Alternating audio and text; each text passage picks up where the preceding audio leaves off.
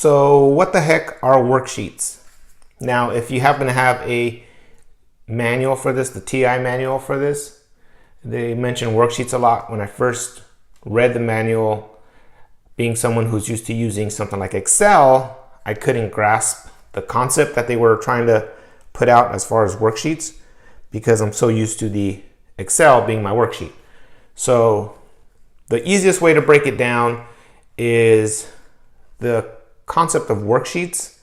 It's really small apps within the calculator. That's really what it is. They're broken down little programs within the calculator to help you get quick answers for, the net present value, future values, on bonds, percentage changes, break even, profit, that kind of stuff. They're just small apps that you input data that gives you a result.